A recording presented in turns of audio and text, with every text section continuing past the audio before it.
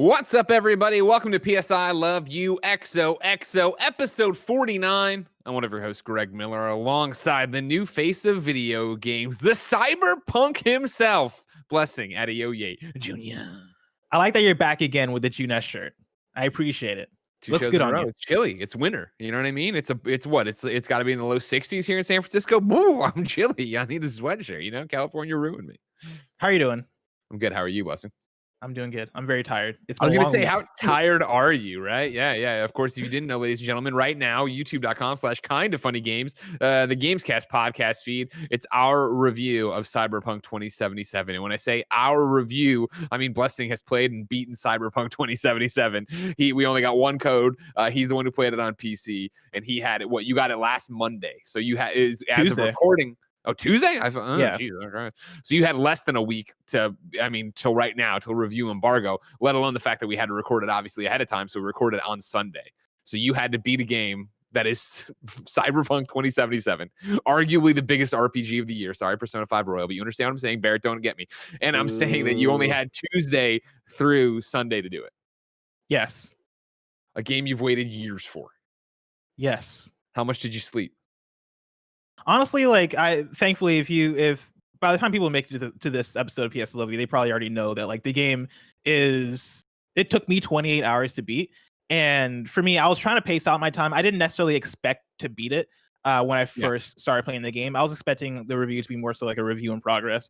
And it wasn't until Thursday or Friday where I started seeing the progress I was making in the story, and I was like, this thing might be way shorter than I expected to be, because I didn't know whether it was going to be 40 hours or 140 hours, and I was expecting it to be anywhere in there. And so when I made it toward the last few missions, I was like, all right, if I mainline the rest of this thing, maybe I'll be able to beat it. And sure enough, I beat it by hour 28, and I was like, thank God.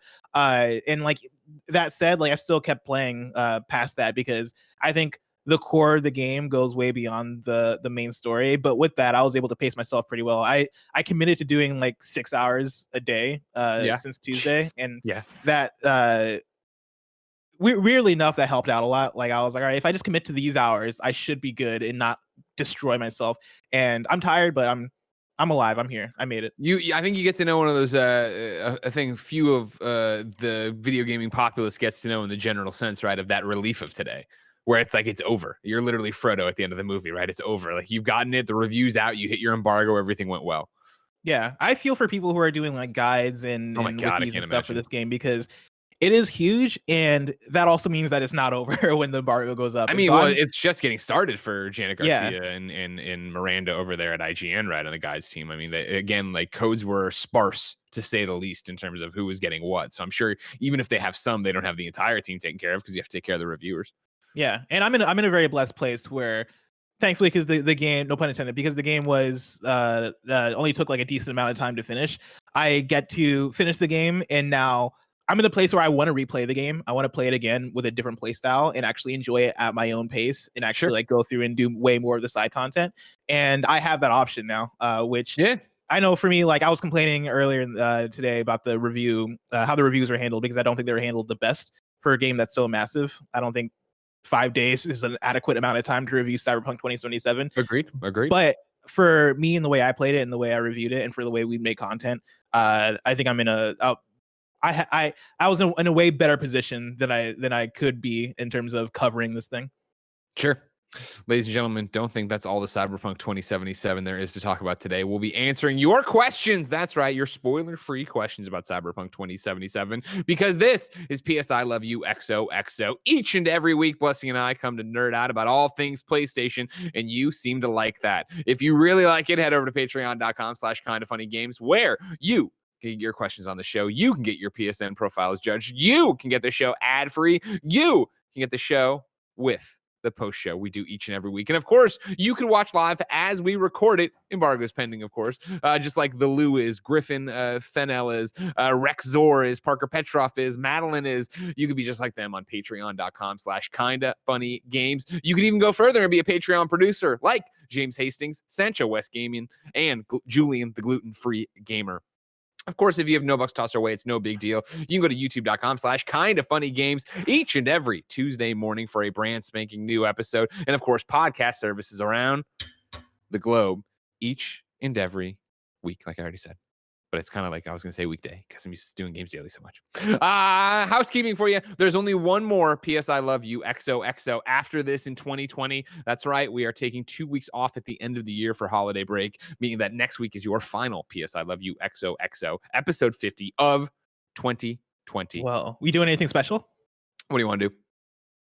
That's a big question for Right, the I know, final right? PS Love You.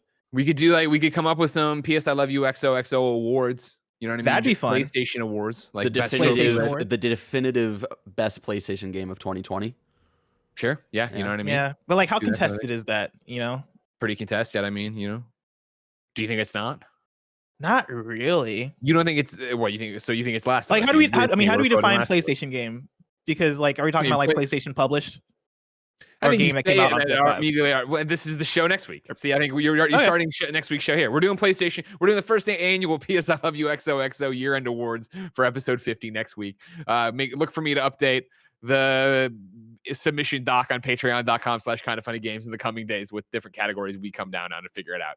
Maybe we'll do that in the post show. That way we can start netting out what we want to do for Cool. categories next. Because time like, if we're talking about PlayStation published game, I said, don't then like fucking it's The do this Last right of Us Part 2. Like, what's the Well, conversation to have? I here? said, I said You're gonna do- PlayStation you're gonna do Miles exclusive, Morales not like that. necessarily published.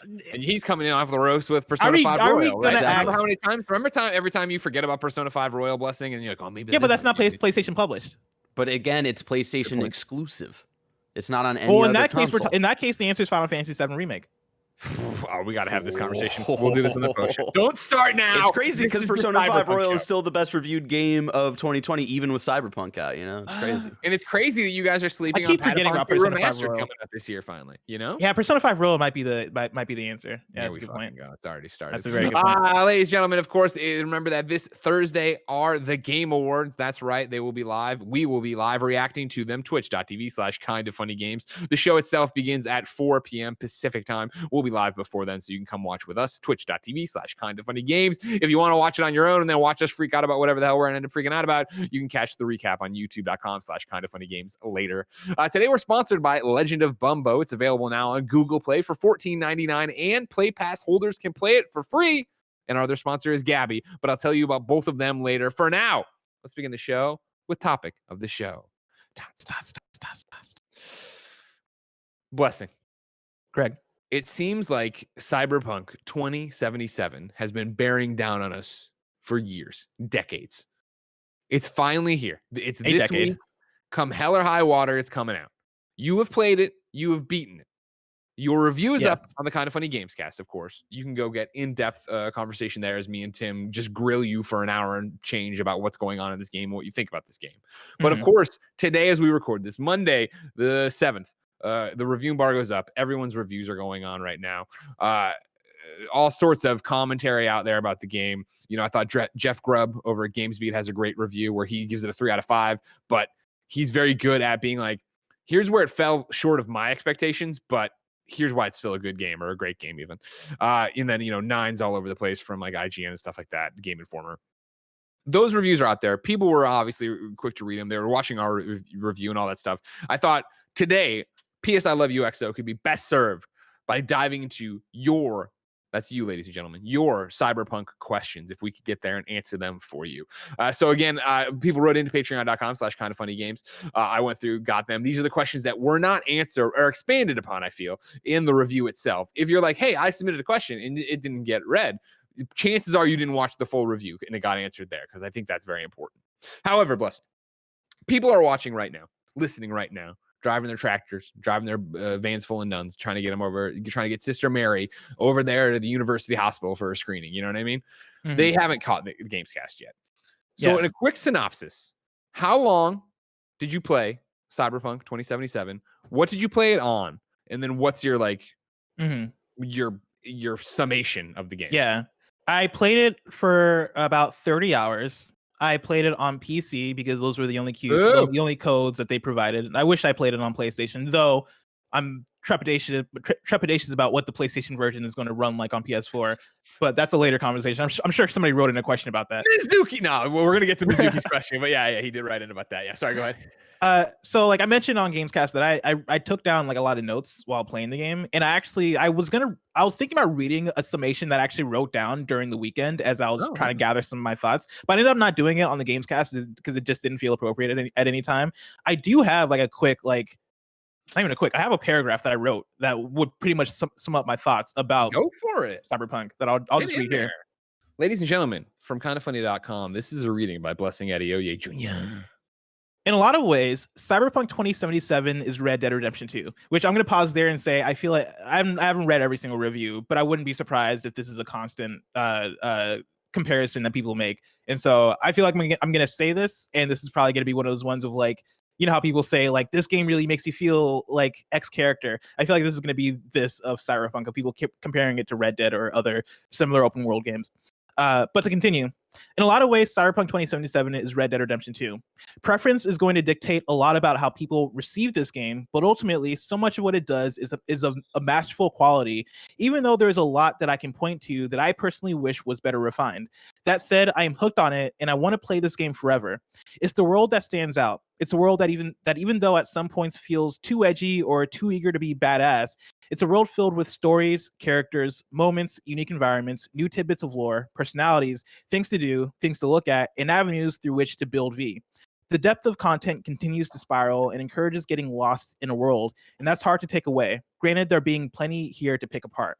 And that in that paragraph, I don't really get into bugs and stuff, which were pretty plentiful in my time playing the game, but again, might be patched out by the time people actually receive the game, because I'm playing the game before the day one patch. But that said, I think there's still going to be things that persist because I don't think it's possible to patch out all the things that I experienced in that game by day one.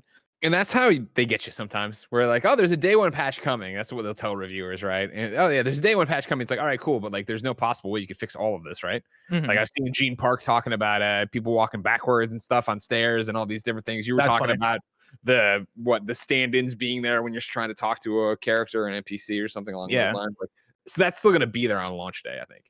Yeah. And like I'm curious to see what that looks like on console again, because I played PC, which in theory would be the most optimized version of this game. Because we've had reports that the console versions are the reasons why they're delaying the game, and like whether or not that's confirmed, who knows. But for what this game is, I imagine the PC version is way more optimized than the PS4 and Xbox One versions of this particular game. Yeah, you would think so for sure, right? And I think right there, while we're there, right, Mizuki writes in to patreon.com/kindoffunnygames, just like you can, and says, hey there, Greg and Bless. CD Projekt Red is known for being a PC-first developer. With neither a PlayStation 4 nor PlayStation 5 version of the game being available for review, how worried are you about how the game will perform on PS5 and PS4? This is more guesswork, but do you get the feeling that the bugs will be better or worse on our beloved platform? Probably worse. Like I'm very curious to see how they get this thing to work. And like I'm sure through scaling and through optimization, like I'm not even necessarily worried about them fitting this game, into the PS4, right? Like I think certain things scaled back is gonna work, right? Like I'm consoles and consoles are essentially PCs. Like we've been at that point for a little bit. And so I think, turning down settings or whatever that may look like on the PS4 and Xbox One, that's gonna pan out how it pans out.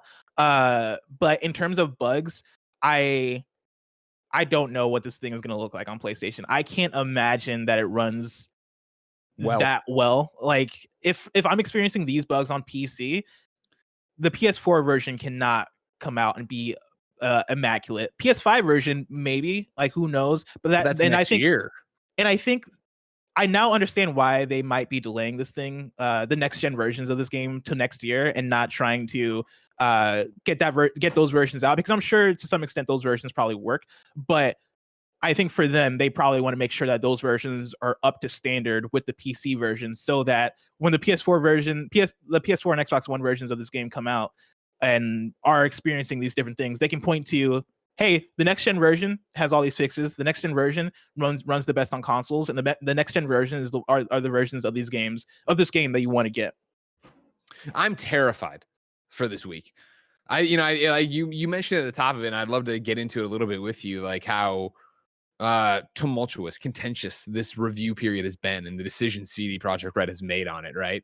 And I've seen that a lot today with the reviews posting and some different creators sites being offended that they didn't get anything. They feel like they were lied to, you know what I mean? Because there's two different things going on here where CD Projekt Red's working with some people, third-party PR is working with other people. Third-party PR had just put out a statement being like, hey, we don't have the codes yet. When we get the codes, you'll get the codes. And then a bunch of reviews to drop today looks like they're lying when in fact it was actually CD Projekt Red doing it over here, talking to this. Like, on top of all that being laid in there, I saw Andrea from What's Good, being like, hey, we're not reviewing it because, we're waiting for console codes. And is it just me, or is this terrifying that they don't have console codes for you? It's like, no, that is 100% terrifying because, best case scenario, knock on my desk, it's going to be very simple.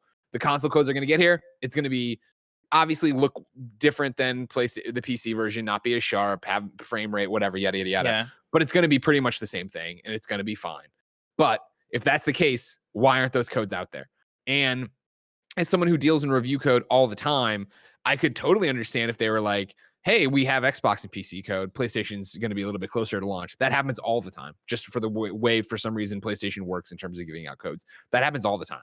But that's not the case here. So I think it is very much hey, we're giving you only PC code because that's the best version of this game, which only leads to the question of, cool, how bad are the other versions of the game? Yeah. Like, are they garbage, or are they just like not as good as the PC version? And yeah, it's a scary question because the PC version of the game that I've been playing without the day one patch, it when it comes to the glitches, like especially when I am getting calls from characters and you see their video on screen because like the you basically have FaceTiming in the game, right? And they're talking to you and they're clipping back and forth between these stand-in models that shouldn't be there, right? And it's like, okay, that's a really rough thing to happen on in this game for me regularly. Like that was 50% of the calls I was getting in this game was characters clipping through a thing that shouldn't be there. If that's happening on PC, then yeah, I am scared about the PS4 version. I never know what to call it, current gen or last gen at this point. The PS4 and Xbox One version. Technically, that's last gen. Last gen, and PS5's current gen. And like Tim, I was having this conversation with Tim earlier, right? And he was mentioning that, like the expectation for this game probably would have been in terms of how they'd handle review codes. Hey, let's give out as many review codes as possible because we want as much coverage as possible because we're so confident in this game. The way they've been handling reviews this time around doesn't scream confidence. Like if anything, it screams the very opposite. Like even getting the PC code only 5 days before the review embargo, I think speaks so much fear in terms of, hey, we are still working on this thing. And like, this thing is not ready, but we're in a place where we have to get it out probably because of financial reasons. Like we've delayed this thing enough already and it has to get out the door. And that's unfortunate. But like at the same time, I'm like, I don't know what you do. Like, what do you do in this situation? I mean, how much can you delay it to make it hit and where are you going to hit with it and what's it actually going to be at like when it comes down?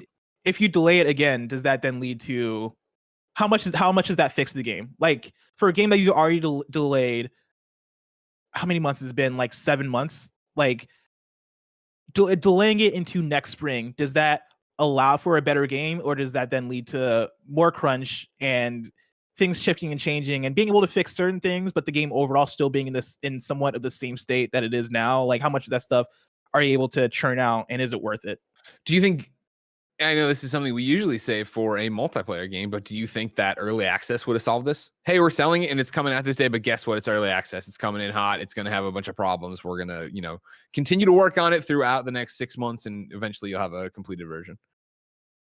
I think that would be a fascinating way to approach it. I think for something as big as Cyberpunk, I think releasing in early access might fuck with sales a bit of people not being sure and then being like, okay, well, it's early access, so I'm going to wait on it. And like you imagine for early access too, they're probably going to, if they're doing that, they'd probably release just the PC version for early access.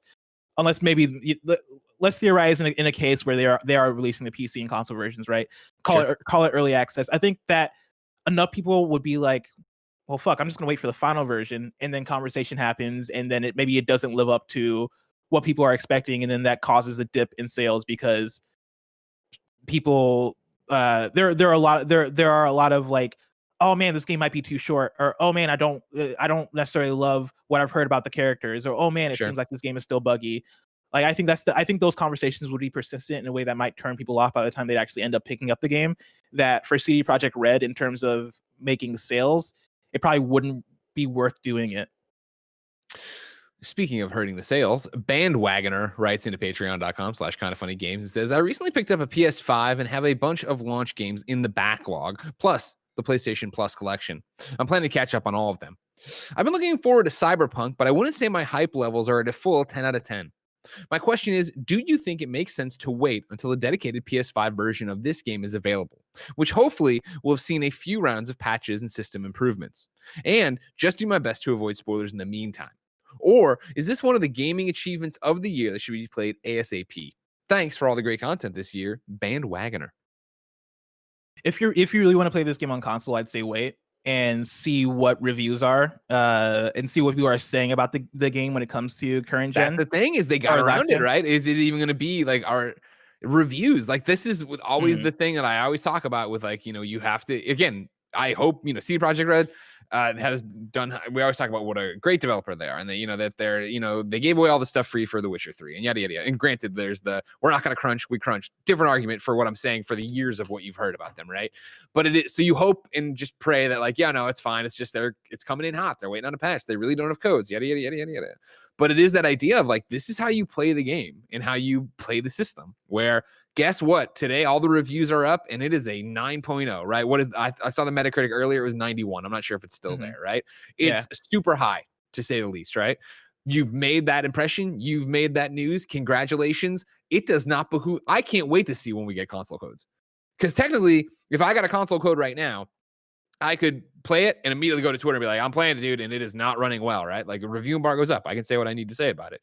But I wouldn't be surprised if we don't get console code until the day of release, because what benefit is there? And why would you want to get in the way of this 91? Especially if you're going to come out and it barely runs or something's wrong with it. And so you're talking about, like, wait for reviews, like, and then granted, we're talking about day one stuff, not extrapolate for months and months and months. But it is this argument of, like, this is how you play the game and game the system, in the way that everybody thinks this game is a 91 right now. And then people are going to go buy it on Thursday, pick up Xbox, pick up PlayStation, bring it home, be like, oh my God, this barely runs. And everybody else is going to be like, yeah, you're right. But, like, is IGN going to rush out another review? It'll just be an article. The review will still be the 91 on IGN. They'll go through eventually and do an updated thing, but they'll need to play and really see how bad it is. Like, you're talking about days before that information gets out there, days before the Metacritic on PlayStation 4, Xbox actually reflects what those experiences really are. Greg, did you play day one Skyrim on PS3? I did. Yeah, I played a lot of Skyrim on PS3, and so I know, like, that had a lot of issues, if I remember correctly. It had a lot of issues down the line. That's what that was a completely different problem that I don't, who knows if Bethesda really knew or whatever, but it was this problem of, I remember Megan Sullivan coming back in one day. She was like the first person at IGN who played enough to be like, hey, it's barely running anymore. And we're like, what? And, like, oh, that's a weird isolated case. And then it slowly started propagating between like IGNers and the public of, like, wait, the longer you play the PS3 version, the worse performance gets. And it was one of those things you wouldn't know unless you played whatever it was. I don't want to speak out of turn, but I want to say, like, 40, 50 hours or something like that. And it was the idea of how it eventually, the Bethesda statement, I'm blowing off dust off a lot of memories. I'm sure I'm not getting this all right, but it was every decision you made, every door you opened, the game was rather than remembering that and saving it, it was remembering it and keeping it active. So, like, doors you would open from hours ago, the game was still like, I have to remember the fucking door is open from 3 areas ago. And it was, like, totally fucking crushing the game. And they had to go and do a huge repair that took forever to do. And that's what we're talking about here, where it's, and that, is the problem with how, in my time, we used to do multi-platform reviews at IGN, where it would be that I did it all the time. I would play something on PS3. I would, play it all the way through, beat it, roll credits, be happy with it. And then I'd get the Xbox version and pop that in and play for 30 minutes, an hour, and, like, be looking for very specific things that I remember the other one doing that I didn't like or whatever. And they're like, all right, cool. Cause you didn't have time to play through the game again on a different platform. And nowadays I think it's much more crystallized and clear from reviewers, right? Of, like, even without today being Cyberpunk and we only have PC code and yada yada yada. I feel like when I read an IGN or a GameSpot review, I see, this was reviewed on this and under these settings, and they send it to us for free. Like, it's more clear that there's this one review, but it's based on one thing rather than everything else. But that's the scary thing again about Cyberpunk is like, yeah, like who knows what happens 50 hours into the PlayStation version. Like you know, hope everything goes fine and works normally, but maybe it doesn't. And maybe it's, you know, then it's the same thing of like, there's so many different factors, but like you know, it's like the old thing when I had a maxed out PSN friends list and the amount of games that would just not work because nobody ever planned for that. And it was pulling data in the background that would kill Tetris from Ubisoft. They're like, what? Yeah. And I think that for me to the question that was asked, right, it's like, in terms of waiting for the next gen version, I would say just, hey, wait for what the conversation ends up being for the PlayStation 4 version, because you could, if you do want to commit and get the game right off the bat because you are excited for Cyberpunk, I get that inclination, because like games are exciting and this game is an exciting game, but there's a chance that you end up with Skyrim on PS3, and like that's something that will get patched. That's something that, like, you know, if you're gonna get it on PS4, and just to have it right, like in February, it could be better. And so like, what's the risk there? But at the same time, it's like, and also, actually, this is a good question. Is there a free upgrade to PS5 for Cyberpunk? I am 90% certain yes. Because if that's the case, also, then yeah, like that's gonna be there too for you. But at launch, this game is not guaranteed to work at all on PS4 in terms of the bugs and how rough it runs. And if I were you, if I was anybody, I would wait for conversation and then maybe play it later. If it ends up being hey, this game is fucked right now, like they're gonna patch it, but right now it just doesn't work. Yeah, I'm reading on IGN's guide right here. Yeah, how to upgrade Cyberpunk 2077 from PS4 to PS5. When Cyberpunk 2077 launches on December 10th, it will be released as PlayStation 4 and Xbox One versions, though they can be played on the PS5 and Series X through backwards compatibility. This page can develop that. In order for you to be eligible for a free upgrade from the PlayStation 4 version of Cyberpunk 2077 to the PlayStation 5 version, you must purchase the base version on December 10th or onward. Even if you do not have a next-gen console at the time, you can upgrade it later. So yeah, it's a free upgrade. There you go. Yeah. And I don't like say this stuff to scare people, because it could end up things could be okay, but this is me just encouraging people to be savvy consumers in the way that you 100%. Operate. Like, definitely, like, do know that there are risks when it comes to these things, like in the way that this game is rolling out. Like, it is I'm so curious to see how this thing runs on PS4. And that's the thing about it too, where I don't mean to be doom and gloom about it either. I hope that this is all hyperbole and there's a good reason, whether it was the patch, whether it was the codes, whether it was whatever, that's the reason you don't have it. But it's fucking weird. But again, like, I also think it's fucking weird that they weren't like, hey, how many PC codes do you want? It was, you get, I can only speak for Kind of Funny. We got one code. That was it. And we were told that's policy. And I know that I think there's bigger sites got more, but that makes sense. Of course, I'm not arguing that part. But again, I look back at, I look back at anything that's launched this year, and I think PlayStation 5 is the one where you could wiggle on it and be like, oh, well, you know, we only got the 3 PlayStation codes for Miles Morales. Well, that was only because we can only get 3 PlayStation 5s from PlayStation for review, right? Like, they were willing to give us as many codes as possible. Once everybody bought their PS5s, I got codes from everybody to play everything. And I think you look back at this year of big stuff. I mean, I remember being that way. I was so impressed with how PlayStation handled Ghost of Tsushima, right? Where it was literally like just rain codes. And Last of Us, I remember taking longer, but I still think we got a bunch. Like, it's like, it's what you mentioned earlier, so not to be the dead horse, but when you're confident about it, you want everybody playing this. Mm-hmm. You want people out there playing this game. And I would have thought if they were even confident about it, like if they would have said, hey, we have as many PC codes as you want, or hey, we have 3 PC codes, I would have played this game on PC with you. Like, I would have jumped in and played it there, but they were like, that's not how this works. We're only giving away 1. And then it was more about the schedule of whose weeks look like what, right? And like how early we got it too, like Blessing was saying earlier. Another thing, yeah, of course. Where there have been games like when I was working at IGN where we would get like a month in advance because of how big it was and like how confident the developer / publisher was for our review. So it's just like, again, like how they handled it, it does not exude confidence. Yeah, it is terrifying. Like, legit, it is a weird situation to get the news story either early last week or late the week before, where it was the developer being like, hey, I'm 175 hours in, and then getting a code a week before, or like 5 days before embargo. Totally. And it's like, the way that you guys are handling this in terms of communication and how I'm supposed to perceive this game does not line up, because now you're asking us as like press to either crunch on a thing or like you're putting us in a situation where we're just not going to have our review out by launch for a game that is massive and highly anticipated and all this stuff. But yeah, no, it's weird. For me, it gets alarming. Of like, I wonder if it was not alarming, I guess, but in terms of all this, if they didn't want you to have more time with it, not to go through and see every life path, not to see every side quest because the life paths aren't that different, or the side quests are all samey and stuff. Is that a concern for you? I'm in the good position of having getting to preview the game, and so like it's in terms of like life path stuff and how different playthroughs might actually pan out. I'm not too concerned because even with just the life path stuff alone, I think that stuff is cool in terms of me demoing the game as Corpo and already then seeing like the intro stuff. That's only like the first 30 minutes to the hour, 30 minutes to an hour of the game, and like it feels not substantial off the get-go. Like it is, hey, you get a different intro and that's about it. But then as you start making your way through the story, it basically colors in how your story goes, and it isn't the most substantial thing to the game, but it does color your experience in terms of go for it. Dude writes into patreon.com/kindoffunnygames. This is, how much does your beginning change how people speak to you? I.e., do people talk down to you if you're a street kid? Like, yeah, well, this is obviously there's 3 different life paths in the game.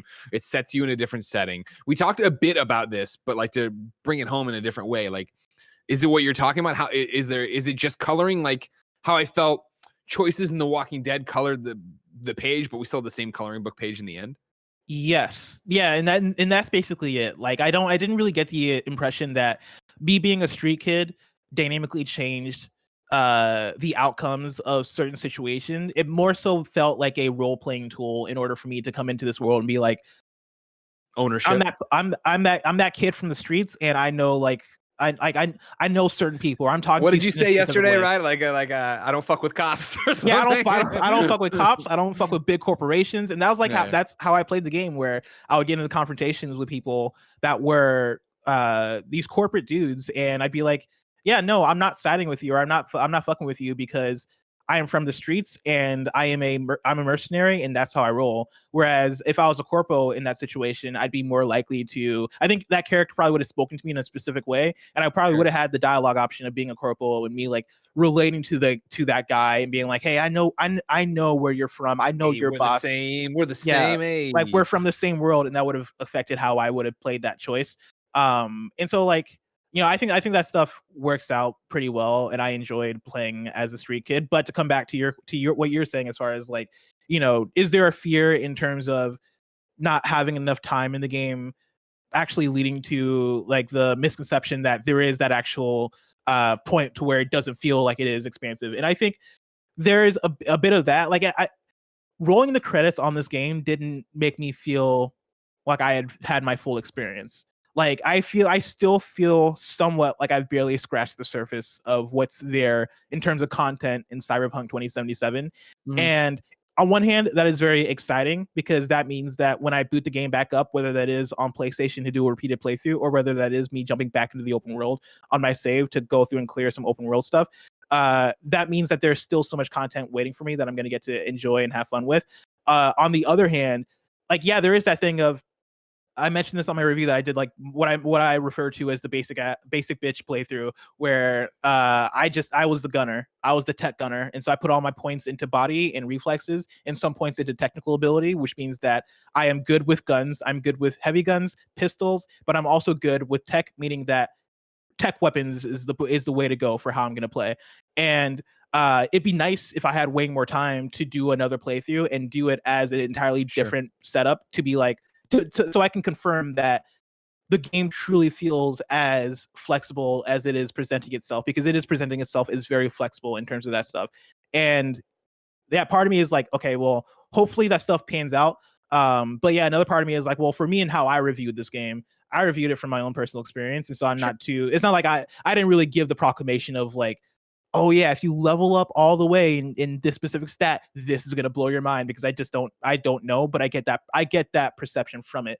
And those conversations are gonna continue to exist and evolve in the weeks to come as more people get the game. And that is like a thing I'm very excited to see, is if everybody is like, no, brawling in this game sucks. Like even if you level up your brawling skills, it still sucks. I get the impression that at the very beginning, right now where I'm at in my my build, you know, I haven't put in the points to becoming a brawler or to becoming a like a katana wielding expert, and like that stuff isn't as fun for where I'm at. Maybe if I level it up, it will be. And again, that's the thing that we'll see in the coming weeks and days as people talk about it. Yeah, I'm excited. You know, next week's Gamescast is going to be all of us. I think everybody who's played it, Kind of Funny, hopefully Paris Lily, coming together to talk about what we've seen in our X amount of hours with it. And that's when I think it'll be really fascinating to see what the difference is and talk about choices and be able to actually not have a spoiler cast by any stretch of the imagination, but early choices and how you met characters and what it is to be Corpo in this situation versus what it is to be Street Kid in this situation. I really can't wait for that. How do you? Because I know we talked about Life Path last week, and you're going to be a corpo. Do you have any idea of how you're going to spec out your character? Like, do you have an idea for playstyle? Like, are you going to go run and gun or stealth? The idea of stealth and hacking seems to fit that world and like what I'd want from it. But my problem is, and this is very selfish, I guess, the Watch Dogs hacking I just did in Legion didn't leave a bad taste in my mouth, but like, I didn't think Evolved Watch Dogs hacking all that much. So I'm kind of like I don't know if I feel that. And so even reading, I wanted to bring it up here eventually. I think I read a lot of reviews today. I'm pretty sure. Yeah. Callie was over at GameSpot talking about her character being stealth and how that goes and how eventually you get forced into boss fights anyway. So it's kind of like, I have to fight you. Why did I put points into stealth? Yeah, I didn't even think about that. I still want to do that and have that be a pillar of it, but I think I might, and you tell me if I'm even wrong, because I've seen the Night City stuff and I've seen the E3 demos, but it's all 900 video games ago for me. Like my thought is do that, but then also invest in like a pistol tree or have like at least one gun that I jam and that I have ready to go when I actually need to. Does that make sense? Is that a build I could do? And yeah, you can pretty much do that build, right? Because within I think the pistol stuff would apply if you wanted to do like be the pistol guy, right? Like there's a tree within reflexes, I believe, that would be specific in terms of upgrading your pistol ability. And like you could do that and then put in points toward stealth and then put in points toward hacking and have that be your base build. And like that's very plausible. The Callie thing of having a stealth build and then being forced to boss fights is a thing that I didn't think about because I had the run and gun build. And so boss fights, I was fucking them up. Like I had no problem with boss fights at all because I was equipped for that. But that reminds me of the same issue that Deus Ex had when I played Deus Ex Human Revolution, where that game, somewhat similar in terms of choose how you want to play. You can go stealth, you can go hacking and all this stuff. But the game had a higher focus on stealth gameplay and not necessarily being run and gun than it had on the other side of things. And so whenever a boss fight would pop up in that game, I remember being super frustrated because I never felt like I was well equipped for that. And that seems like I'm sure there might be some kind of workaway around it, but if Callie, I've not read Callie's full review, but if Callie's experience is that no, they kind of sucked because of that, then that's definitely like one of those things where, yeah, the more people are going to talk about this game, the more that stuff's going to elevate, and we're going to see the places in which it fails in that way. It's interesting because that does remind me and give off the vibe of Mankind Divided, where I was primarily stealth, and like that final boss fight in Mankind Divided was like run and gun, and is like honestly like one of the low points of the final game. boss fight sucked. It's so bad, and it's like, so I wonder, like I'm at somewhere where like I don't really know where my investment level is going to be for Cyberpunk, but I imagine I might get lost in it in like the kind of random missions where I can like get really deep into like the stealth stuff like I did in Deus Ex, and then like maybe the like quote unquote important moments, like boss fights, big story moments, like maybe just like won't hit as much for me. I'm still very interested in like how this game is going to land for me personally.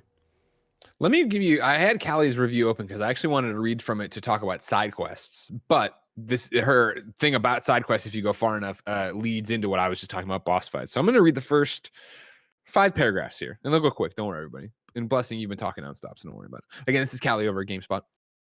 Early on in Cyberpunk 2077, there's a series of side quests that has you tracking down rogue taxis run by faulty AI. You have to talk one of the taxis down from suicide as it contemplates driving off a bridge, while another needs to be brute forced into behaving, and a third is an obvious reference to a famous video game AI that manipulates you as you chase it down. It's one of the best minor quest lines in the game, an intriguingly and surprisingly human sub-story that rewards you with lots of much-needed cash. It's also an excuse to send you to every corner of Night City, a clever introduction to all the areas you haven't been yet. I spent a lot of my playtime following side quest threads like this one, excited about the premise of hoping to find something as interesting or fun or rewarding at the end, and in many cases I did. But now, after finishing the main story, I can't see how most of these activities fit into the overall narrative or the character I was playing. The main story doesn't even gel with itself. Cyberpunk 2077 draws heavily from its source material, with everything from the world itself to life and death of Johnny Silverhand coming from its pen and paper inspiration. But unlike a tabletop RPG, you aren't playing a role of your own creation in Cyberpunk 2077. You're playing V, and this is V's story, not yours. I often felt like I was role-playing two different characters, one V for the side quests and one more limited V for the main story. That's mostly because the main story puts you on a clock. It's not literally on a timer, but it is very urgent in the way that RPG stories often are, and it has the same pitfalls as a result. It feels weird to do throwaway stuff when you have a serious, ever-present threat to attend to. And in V's case, it just doesn't make sense to dally. You have more freedom to play the character you really want during the side activities, but main story V has clearly defined priorities. I often couldn't find the character I'd been developing via side quests when I returned to the main plot. Not in how I'd been shaping her personality as she reacted to events, not in how I'd been shaping her personality as she reacted to events, nor in the hacker I built as she was forced into more traditional boss fights. So I want to talk about the side quest stuff, but then piggybacking off of this, did you have that? Did that catch you, or did you play a different way that you didn't feel like you had two different Vs? Did your V feel unified between main and side?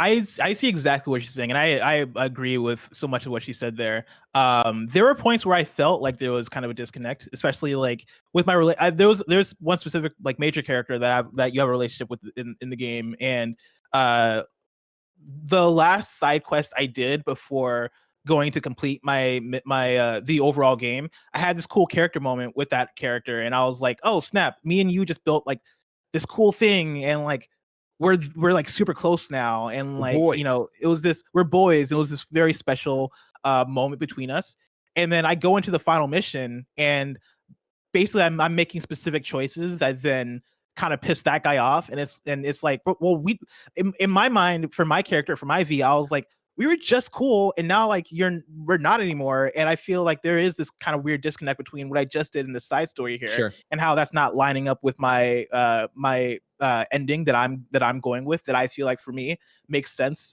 for my V. And part of that you can kind of lump in with the RPG experience of, hey man, that's just how relationships are. You make one wrong decision and that can just piss somebody off, and that can do that. But I did kind of feel that thing of, damn, it's unfortunate because we were close. Like that I feel like that didn't necessarily line up with what I wanted to be. That said, I think what Callie's talking about in terms of the side quests feeling like they do a disservice, not like they do a disservice, but the side quests feeling like they're not feeding into the main quest in a cohesive way.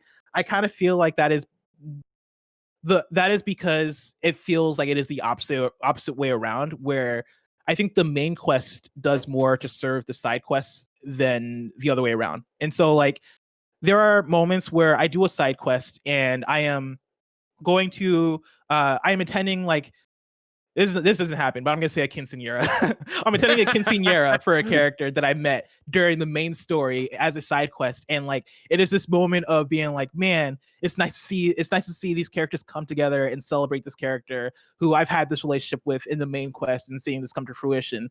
That's an example of like that thing being an event that spun off, right? Or another example of I met this other mercenary from the Badlands who is this really cool character who knows how to get a job done, and she's from this world that I'm not familiar with because she's from the Badlands and I'm from the city, and that was a main quest thing, and she helped me out in the main quest, and now there's whole side quest chains that are dedicated to that character while I'm going off and building my relationship with her and doing all that stuff.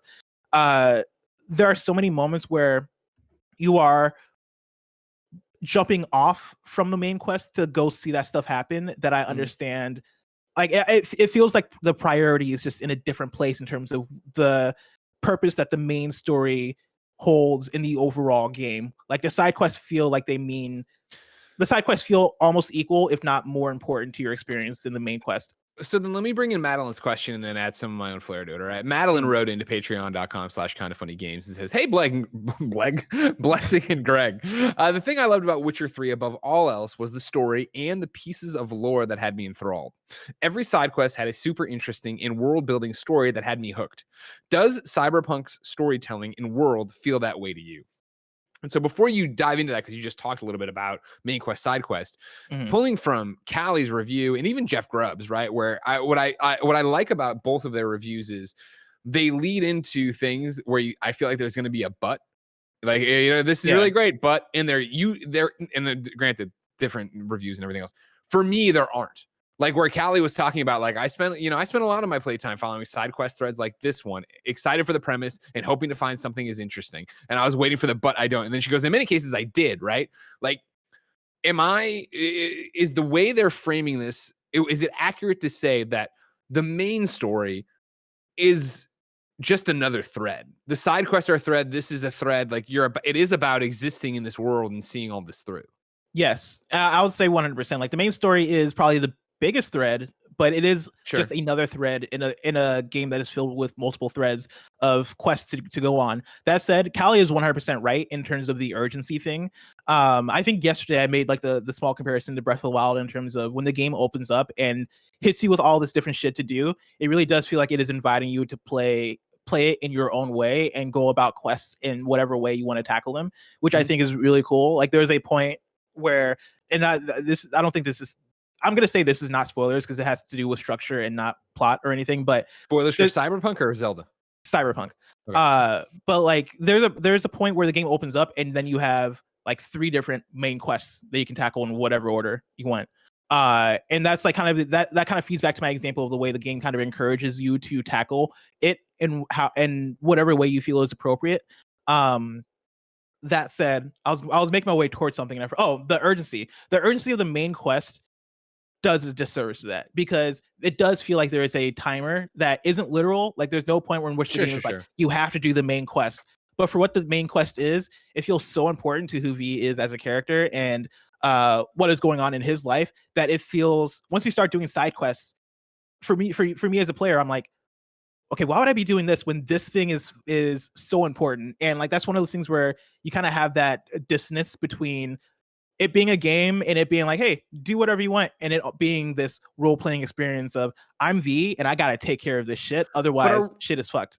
Are we and don't get me wrong, I haven't played this game and I'm not carrying water for CD Projekt Red or Cyberpunk.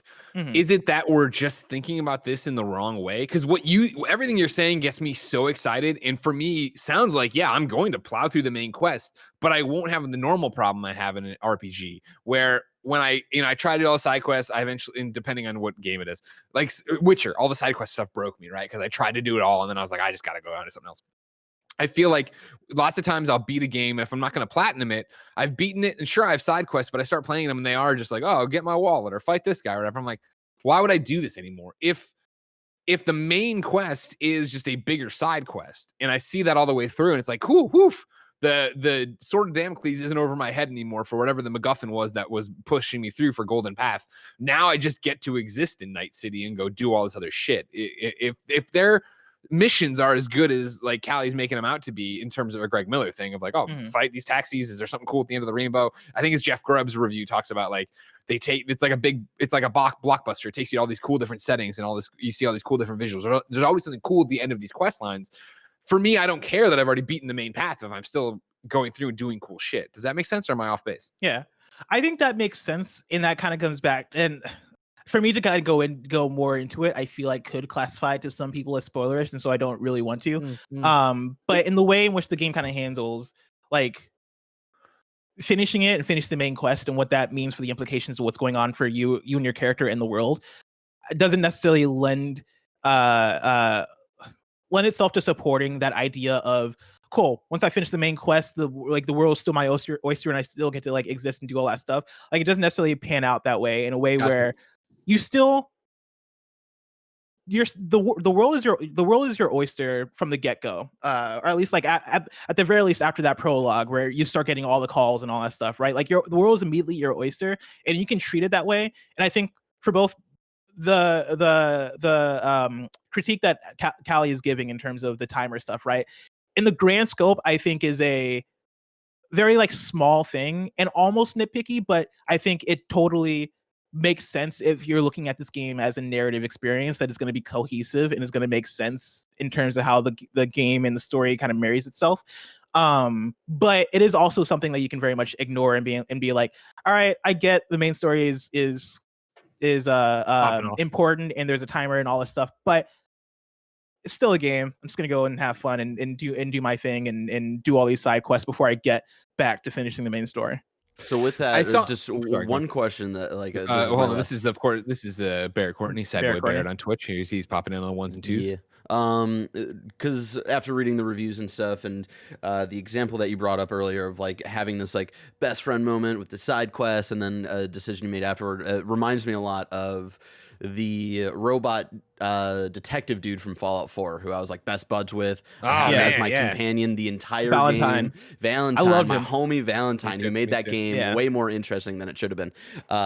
And we were best buds. I had him as my companion till the very end of the game, and I was like checking in with him, like what he thought about like the situations I was in. And it seems like right before I made this final decision in Fallout 4, he seems cool with it. He agreed with like where I was going to go with it. And then I did it. And then afterwards, he kind of gives me a lecture of like how I was a shitty person and that like interesting disconnect.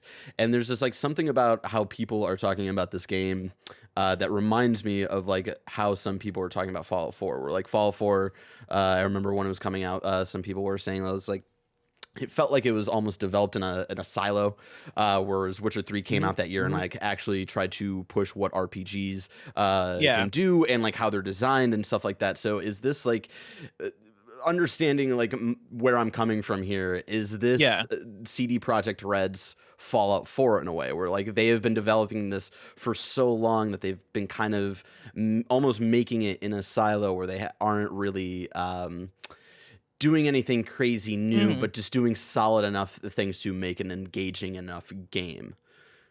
It feels like I'm going to say no. And that's because I think Fallout 4 very much feels like Bethesda went about it with the goal of we're going to make Fallout 3 again, but we're going to make it a PS4 game, and we're going to put a new coat and a new setting and do all the things that Fallout 3 did great, but try and like up-res it and give new assets and make it a current gen game as opposed to a PS3 game, right? Like that's Fallout 4 felt like an iteration to the biggest extent, whereas Cyberpunk feels like they're going for it, and they are trying to do things that I think are on one hand innovative, on another hand just very impressive in terms of technology and in terms of how well realized this world is.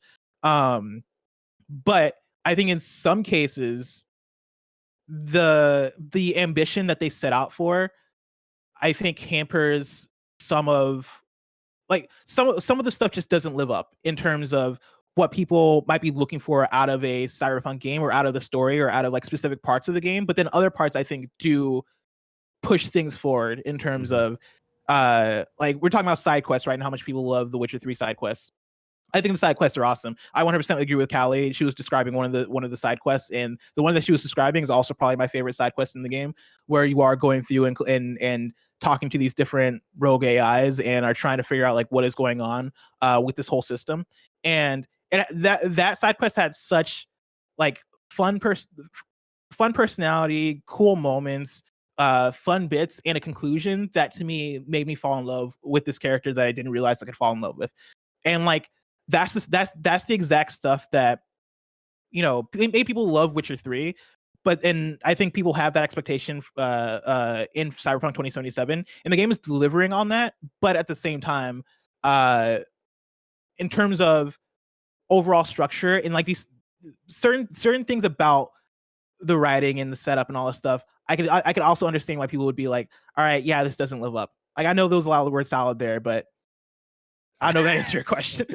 No, I think it did just because I was with it the doesn't way feel people like have it's trying been to be writing purely around iterative. this game so far, and like me taking in all the reviews and stuff, like I was kind of unsure of like where my expectations should be. So like I think it did answer it in just of like the Fallout 4 thing. It was like, all right, cool. It's more Fallout. Like I'm cool with that, and that's improve the things I thing. wanted in that series. And so The thing I appreciated about Fallout 4 was the fact that it was more Fallout, and the fact that I liked the story and I liked the characters that I met, and I was down with that.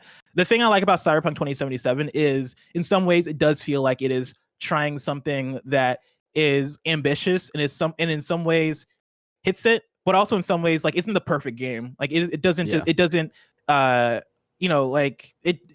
One of the questions Greg asked me, the first question Greg asked me was like, is it game of the year? And my answer immediately was no for me, but it will be for other people. Mhm. And I think that kind of just comes back to, I love how much it goes for it. And in some ways it goes for it in ways that are masterful, but in other ways, like, it just isn't like, it isn't perfect. Like it isn't immaculate. Like it isn't Nothing's perfect. the best. Yeah, it's not, and nothing is perfect, right? It's not the Exactly. best things to slice bread, but that's not to take away from it. Over on Jeff Grubb's review, he wrote this paragraph, and this is one of the things that I was like, oh, fuck. Or I'm going to read you 2 paragraphs from it, but this is the thing where I was like, oh, fuck. What Cyberpunk really is, however, is a big open world action role-playing game. What it's not is a look at gaming's future. Instead, it feels like a summation of where we've come in gaming since the Xbox 360 generation. Oh, here's a giant ad that popped up. It feels like a game built by people looking around to see what works. Like Grand Theft Auto's open world, Watch Dogs hacking, Assassin's Creed quest-filled maps, Fallout's combat and character progression, Mass Effect's dialogue system, Batman Arkham Knight's crime scene investigation, and every game's skill trees. At the same time, Cyberpunk doesn't try much new. It feels big and expensive, and getting all these parts to fit together seems like an impossible challenge. But because of this, Cyberpunk 2077 is a glimpse at where we are and not what is next.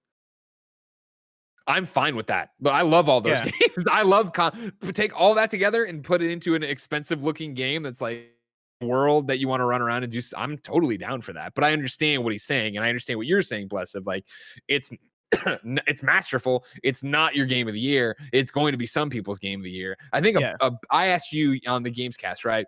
Is it game of the year? I have a different question from Bart Lebeda. Was the game worth the wait?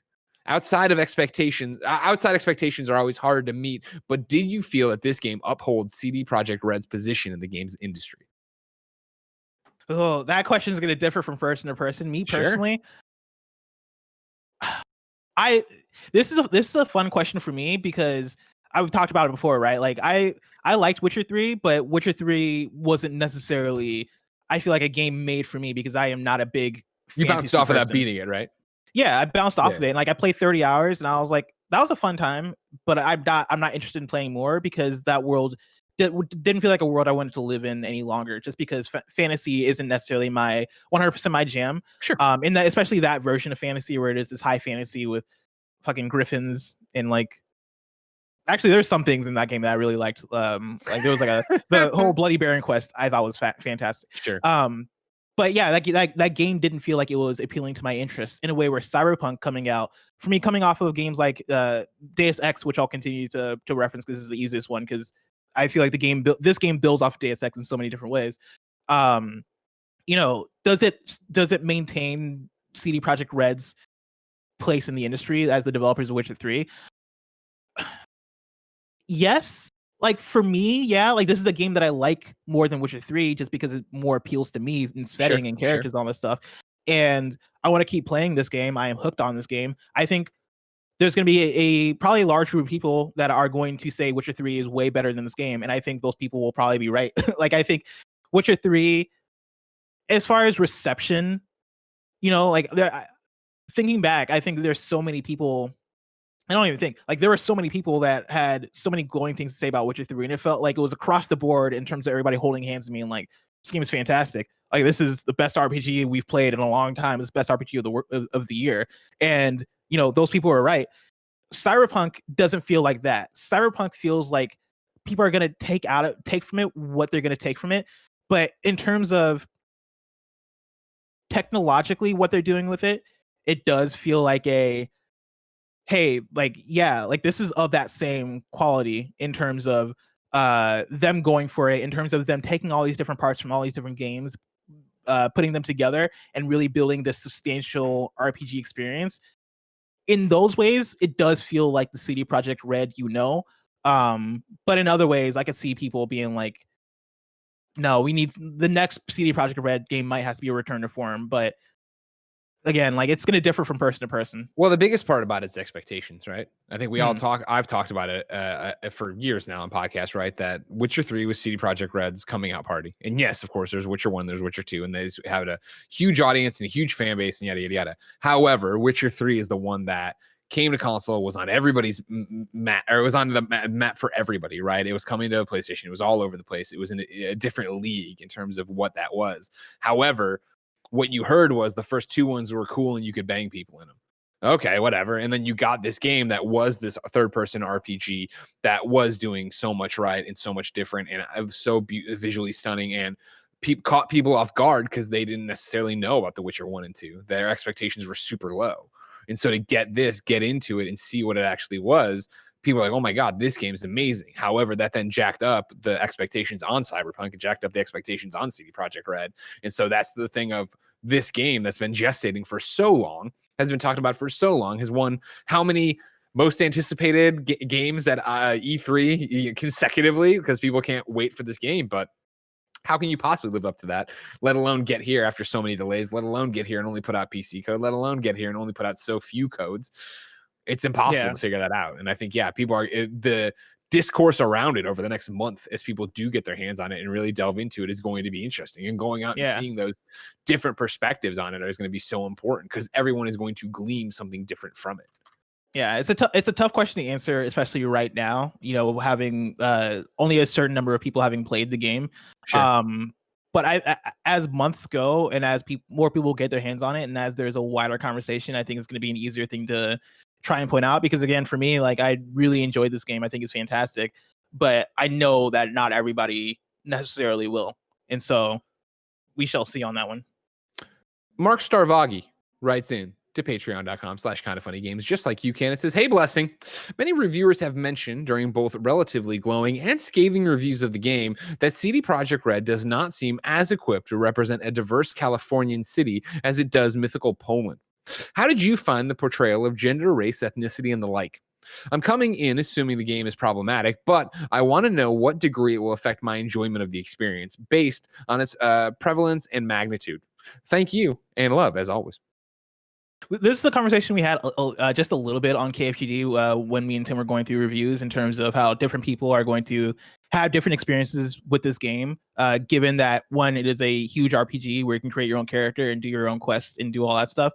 And then also on the other hand of people coming into this game with their own personal backgrounds and personal experiences and looking for different things, right? And so, like, a thing that like a Latinx reviewer, right, might view and see and be like, I do not like this depiction of Latinx folks in this game. That's not something that I'm necessarily as equipped for in that conversation as somebody from that community or somebody who is trans, right? What they might take away. What I'll say is, I think I saw both pros and cons with some of the diversity in this game. Like, in terms of having characters who are diverse and as part of the main story, I found that I was pretty impressed by how many of the main characters seem to be of different backgrounds in terms of sexuality, race, body size, all this different stuff. Like, it feels like they do a pretty good job of having the main cast and a lot of the side characters that you come across being diverse in many ways. On the other hand, there are certain points of the game where there are depictions of certain people groups that I felt could have been done better. And it is this weird give and pull of it being Cyberpunk and it trying to be the probably the biggest video game depiction of what this genre is, and it's probably also trying to be its most true to form. It feels like in its effort to be this high concept, high style, big attitude, edgy game, it lets that stuff down a little bit, where you are meeting certain gangs and it is like, all right, like, do we really need to depict this people group this way, or do we really need to I know I saw a lot of folks talking about the sexualization of trans folks in this game, and I didn't necessarily have I didn't necessarily dive into that stuff as much in my playthrough. either like there's side quests that are dedicated to that stuff that I didn't get to, really or just now that we're bringing this up, you also really read Polygon's review of the game, because it brings up a lot of great points about the if you, I have it trans pulled up. representation. If you didn't know, it's Carolyn Pettit over at Polygon wrote it. She's a trans woman, and so I think this is exactly what you were talking about at the top of it, right? Bless, is that everybody brings in their own lens, and again, this is one of my, and I want you to, I mean, I'm piggybacking on what you're saying, but this is one of my concerns with how shallow the pool of reviewers were for this. Of like, what are you worried about? Why wouldn't you give more codes to more people to have it out? And that's why I think it's so great that Polygon gave it to Carolyn, who could go in there and have that lens on it in a way that I don't think necessarily maybe it would stand out to you. Would it stand out to me? We're not in those groups. We don't know. And I think, as much as I've talked about it in 2020, especially, but like the privilege of being a white 30-something-year-old male who just gets to play games and run through it, and you know what I mean, cis white male, like you don't think about that or see that. I see it and I move on, and I get hung up on something else that speaks to me and my experience, whereas this is so important of like, what's going on with it. Yeah, exactly. And like there are multiple points in the game where I was like, this feels like a cartoonish kind of portrayal of either Japanese people, because there's like a lot of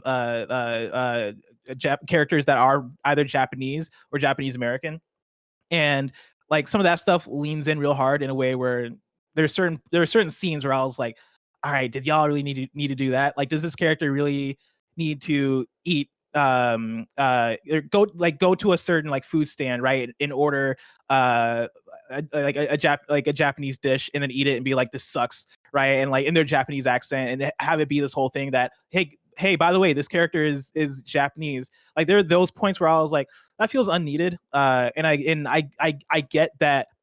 I feel like a lot of people's response to this stuff is going to be, it's cyberpunk, it's supposed to be like this melding of cultures and all this different stuff.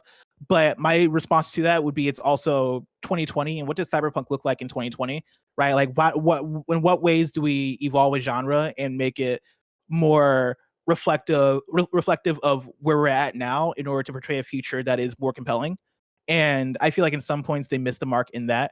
But again, like that's a whole deep rabbit hole that, like, I feel like, again, everybody's gonna have their own takes on, and I would definitely refer people to check out Carolyn Pettit's review. And like, there's also a big Polygon article that details the marketing lead up to this game. The edgelord stuff. Yeah, that I think is very unfortunate, and I think very unfortunate for this game, because I've said before that this game feels like it is trying very hard to be edgy, and at some points that feels off, and it feels like it doesn't work, and it feels corny at some points.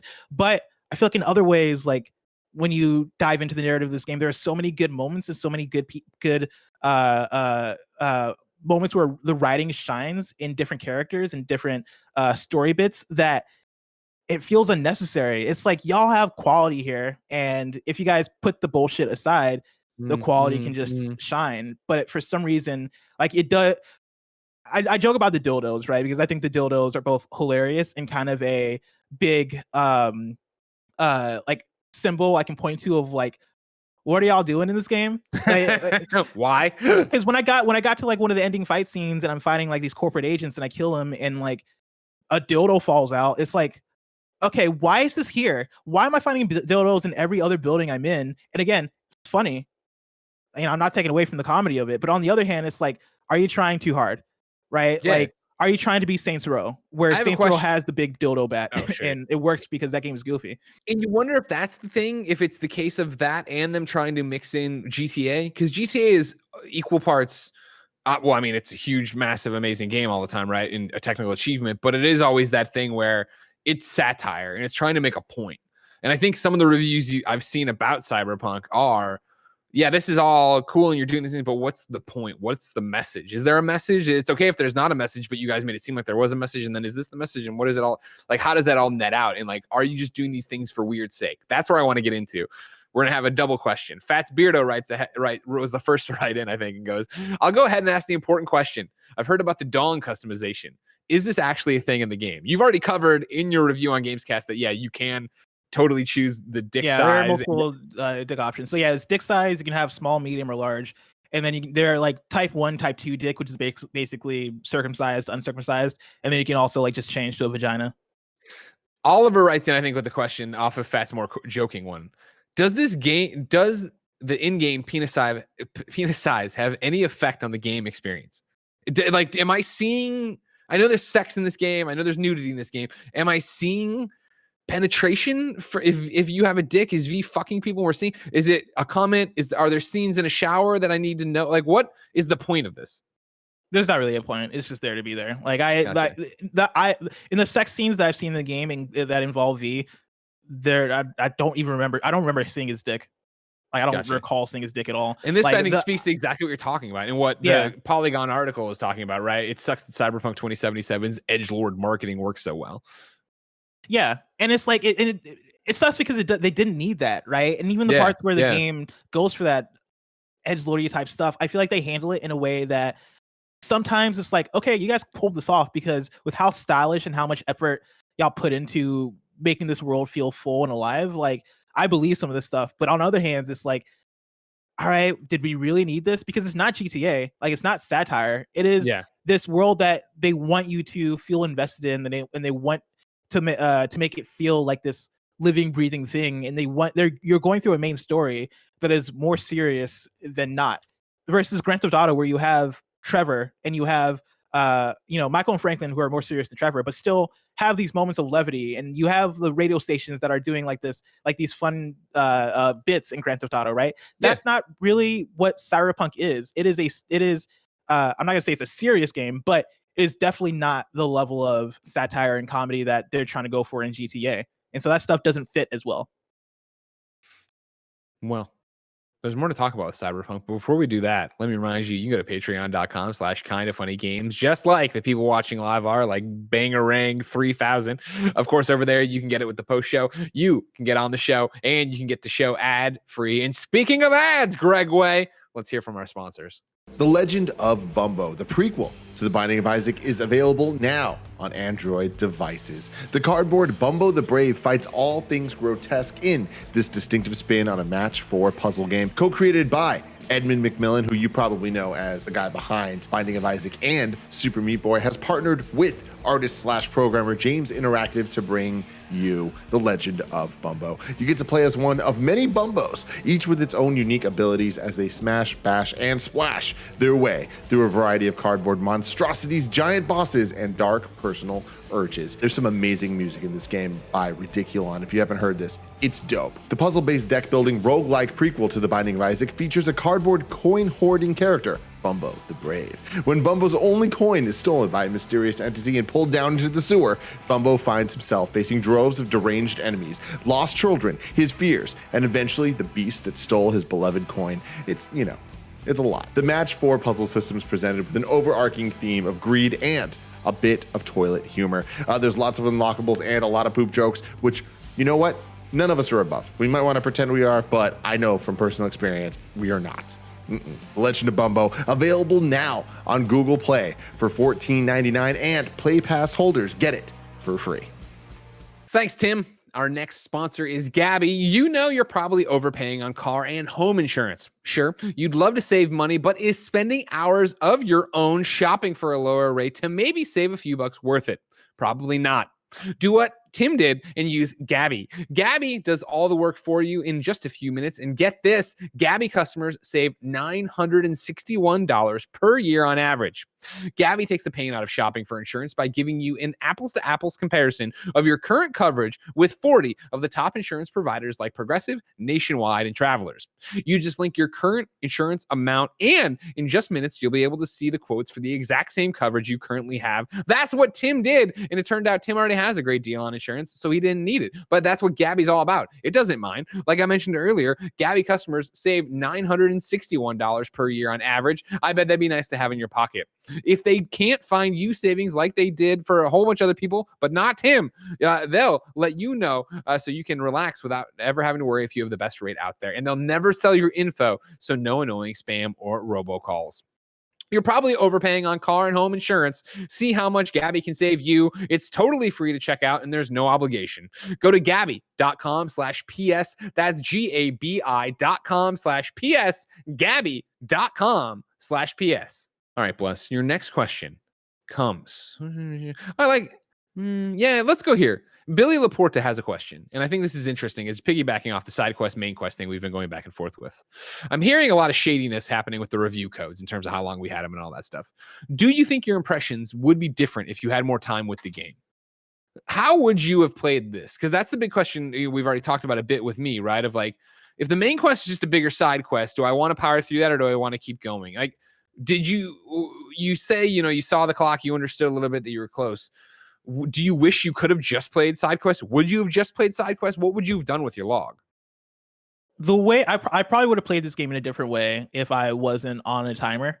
And like part of why I went run and gun was because I wanted to make sure I was making good time in the game, and I want to make sure I wasn't like failing over and over again and stuck on a certain part. Especially having to read in the article where the dude was like, "Oh yeah, I'm doing a stealth playthrough, 175 hours, all that stuff." I was like, "Okay, let me not do that route."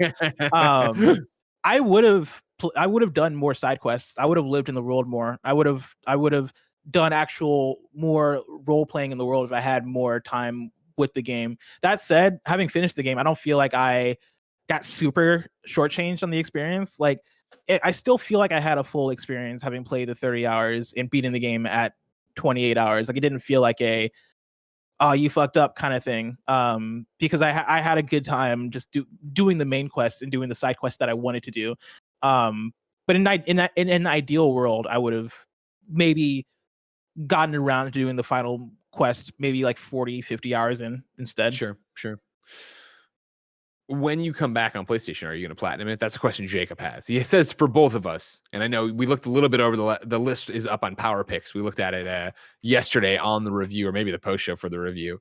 Like, knowing what you know and looking at that list, are you going to platinum this?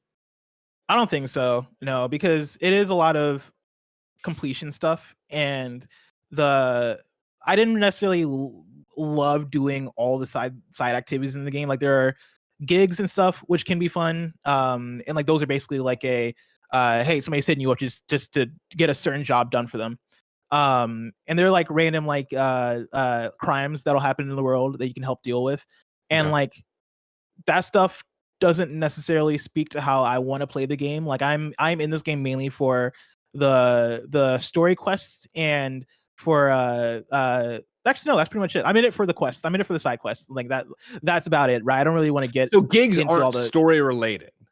And they're not even No. side quest related. It's very nuts and bolts, just go do this over and over again kind of shit. Yeah, like, hey, like I need you to take care of this certain job for me, which will be like a go over here and solve whatever issues happening, or go over here and murder this person for me, like that type of shit. Sure. Like, you're a mercenary. Okay. Let's get into some nuts and bolts stuff that I haven't seen covered. All right. Justin B writes into patreon.com/kindoffunnygames and says, "Can you respec your skills at any time? Also, how is the power scaling for the main quest line? Did you feel underleveled since you didn't do too many side quests?" I shockingly never felt underleveled in the main Nice. story, and that is even mostly mainlining it. I was shocked by how it never felt at any point like I needed to go do side quests to grind in order to get back and do the main quest, and I think that is awesome. Side quests, there are points where you will feel underleveled if you are doing a side quest that is level for you, and they mark it as a danger level of low, medium, high, very high. Okay. And so there are times early in the game where I would try out like, okay, this quest seems like a quest I could do, even though it says very high, but I'm gonna try it anyway, and I got fucked up. And so like that stuff it will require you to grind or get better, or like come back later. Main story, no, that never felt like a hindrance. And then in terms of respecking, I didn't get the impression that you could respec your character. Okay. But maybe I could be completely wrong. Maybe if you go to a Ripper Dock, or if you go to some location, it'll then allow you to respec. But I didn't. I tried to look into that option a little bit in my menus, and I did not see anything available for that. But this game touts its fluid class system, which basically means that at the beginning of the game you get a certain amount of points you can spec out, which aren't a lot. Like, you can I think I like actually I took a screenshot of how I spec'd out my character toward the beginning of the game, now that I think about it, because I knew I would want to reference it. Fucking post it. Break the embargo. I'm gonna break all types of embargoes. So yeah, at the beginning of the game, I chose Street Kid. And then my attributes I spec'd 5 body, 3 intelligence, and to be clear, everything starts off at 3. And so I had 5 body, 3 intelligence, 5 reflexes, 6 technical ability, and 3 cool. And then over the course of my game, I pretty much doubled down. Damn, I like pretty much stuck to my path because I went higher for body reflexes and technical ability, but I ended up having, I think, the highest. Why don't you slack this to me, big boy? Let me look at it. I just want to look at it. Oh yeah, I'll send that to you. I signed the NDA for the company, so like I can see your shit. You know what I mean? We can't share it. Yeah, I'm gonna drop that right there. There But like at any point, right? Like you could make it. You can change your decisions early on in the game and be like, "Fuck it, I'm just gonna go cool," right? Like I've started off technical, but I realized that cool is getting me these things like stealth that I want to do better, and I'm gonna go that direction. Dude, your guy looks cool. Thanks, I appreciate it. Yeah, I really like the end result of my character. I had like fucking cool, like I basically had like these dreadlocks that like stick out, and it's colored like red on top, and then it fades into blue as it goes down. Really dope. And red eyes and tattoos. Hell yeah, that was cool. Hell yeah, I like what you're doing over there. Okay. Here's another one I haven't seen talked about. Andy Gagnon 83 writes into patreon.com/kindoffunnygames, just like you can, and says, what kind of mini games are in this game? Is there anything close to Gwent? I didn't come across any Gwent like game. I didn't do many mini games now that I think about it. There was one side quest that I did that started like this series of street races that I enjoyed, especially because it was with a character that I really liked, and that was a good time. And you're trying to think of anything else I did in that vein. Is the street races? Yeah, I can't really think of anything that was Gwent like. Though I wouldn't be surprised if there's something there that I just like didn't come across in my playthrough that will take you that would take you across that same sort of Gwent like mini game. But for me, that was the street races. I really enjoyed the street races. Okay. Alex Sierra writes into patreon.com/kindoffunnygames, just like you can, and asks if are there any accessibility options, and if so, how many are there? Ooh, that is a good question. I didn't come across an accessibility menu, but I didn't really dig deep into the menus. You weren't looking for it. Yeah, I might be able to like see if I can boot up the game and find it. If you can do it, not crash the episode, that'd be fine. Yeah, I'm gonna try to do that and not like fuck everything. What's the over under on him crashing the episode? He's already getting choppy talking. You can hear it in his voice. It's falling apart. It's gonna require me doing some like double screen. Here comes the CPU. Here it comes. And I'm gonna hear music, and so that's gonna throw me off. And so that's a fair warning that that's understability. You're doing God's work for Alex Sierra right here. Don't worry about it. I'm gonna try and also not break any embargoes. It seems like only if you showed video, right? Yeah, just don't accidentally share your. Just accidentally like, oh, it turns out this is I have OBS open.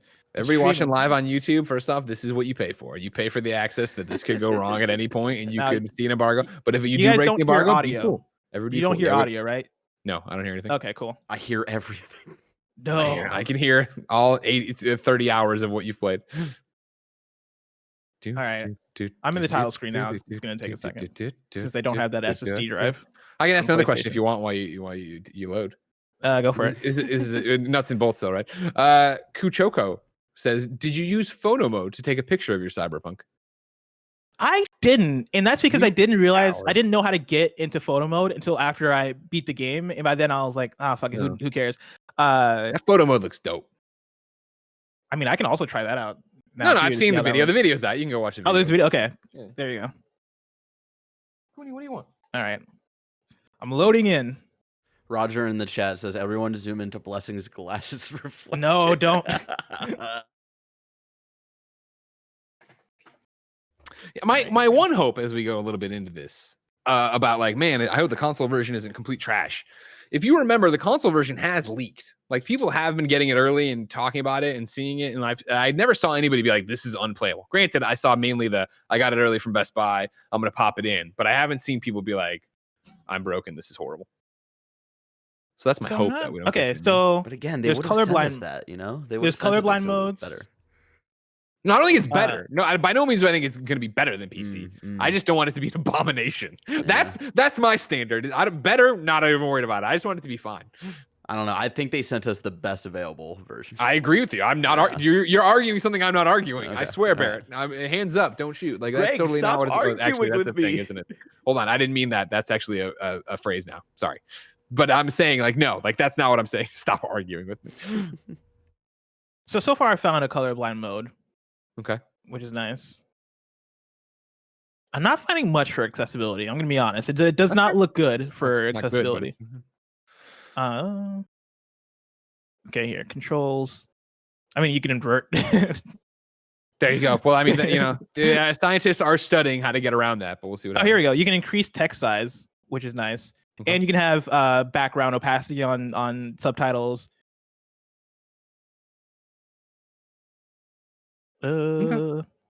Yeah, it doesn't seem it. There's not like an accessibility menu. There's not an accessibility menu, and even like the options I'm finding within certain menu options don't seem too extensive.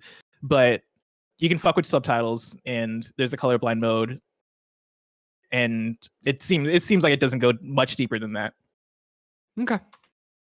Chris writes into patreon.com/kindoffunnygames and says, how does the size of the open world compare to that of Bethesda RPGs in terms of both size and density? It is smaller in size, way more dense. It is a very dense open world, which I think makes up a lot for size, because like it's not, the size isn't small. Like it feels like an open world. It feels extensive. I very much like the size of the world. But density, I think, is where it truly shines, where in the same way that you go through let's say a GTA 5 Los Santos, and you're going through and there's activity happening, pedestrians on the street, cars, all that stuff.